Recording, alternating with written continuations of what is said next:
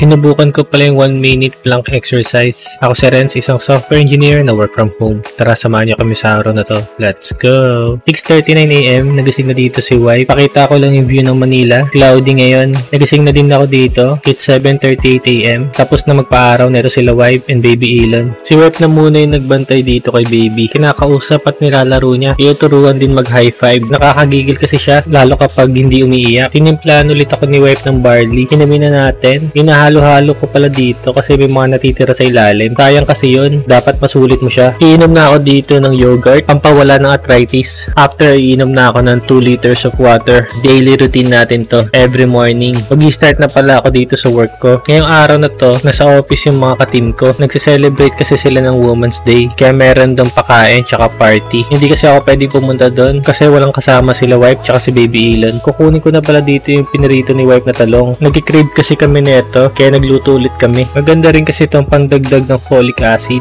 Yan, ready na. Ilagay na natin sa lamesa. Nagtimpla lang pala ako dito ng gatas tsaka Milo ni wife. Tinitimpla ko muna sa onting tubig kasi lalagyan ko ng yelo. Yan, okay na. Haluin lang natin ng onti pa. Bago kami kumain, nag-work muna ako ulit saglit. I-start na kasi ng meeting namin. Usually mga 15 to 30 minutes to bago matapos. Kakain tayo. Naka-ready na lahat sa lamesa. Magkakamay lang ulit tayo dito. Isang subo. Napakasarap talaga. Nakakamiss kumain ng talong. Balik ulit tayo sa work para maaga nating matapos yung mga tasks. Hindi tayo abuti ng hapon at gabi. Ako na muna nagbantay dito kay baby Elon saglit. Yung tummy training ko lang siya. Pinapatibay ko siya sa pakikipaglaban sa buhay. Mag-exercise na muna pala ako. Ito try na natin tong plank. Gagawin ko to for 1 minute straight. Ngayon ko na lang ulit to gagawin after how many years. Maganda kasi tong pang-tone ng abs and pang-strengthen ng core. Gusto ko kasing lumiit din yung chan natin. Sobrang laki na kasi. Hindi na siya kaya-aya tignan. Sa first seconds pa lang, nahihirapan na ako dito. Pero tuloy-tuloy lang. Lagi kong tinatandaan yung sinasabi ni David Goggins na it's all in your mind. Kapag feeling mo hindi mo na kaya, patibayin mo lang yung isip mo and susunod yung katawan mo. Kaya lagi ko din siya pinapakinggan kasi napaka-powerful ng mga advice niya. Magagamit pa talaga in all aspect of your life. Hinugasan ko lang muna dito yung kawali. Magluluto kasi kami ng tinola ni wife. Siyempre, as usual, maggagayat tayo ng sibuyas tsaka bawang. Inuna ko na dito yung sibuyas. Sunod yung bawang. Tatanggalin lang yung balat tapos hihiwain na. Nagsabaw pala kami kasi kailangan din to ni wife. Ang padagdag ng gatas niya. Naglagay na tayo ng mantika. Ilagay na natin yung sibuyas. Konting halo lang. Tapos itong bawang, haluin na din natin. Bago ko ilagay yung chicken, hihiwain ko muna ng maliliit. Nakalimutan ko din kasi itong ipahiwa nung binili ko siya. After, ilagay na natin. I-mix na din. Lagyan ng beef broth. Maghiwa na din tayo ng papaya. Tatanggalan ko lang ng balat bago hiwain. Ilagay na natin. Halu-haluin. Habang pinapakaluan, mag-work na muna ako. Hindi pa din kasi ako tapos doon sa ginagawa ko. Si wife hinugasan na tong malunggay. Nililinisan niya talaga to na maigi para matanggal yung mga germs. Nilagay na dito ni wife. Mix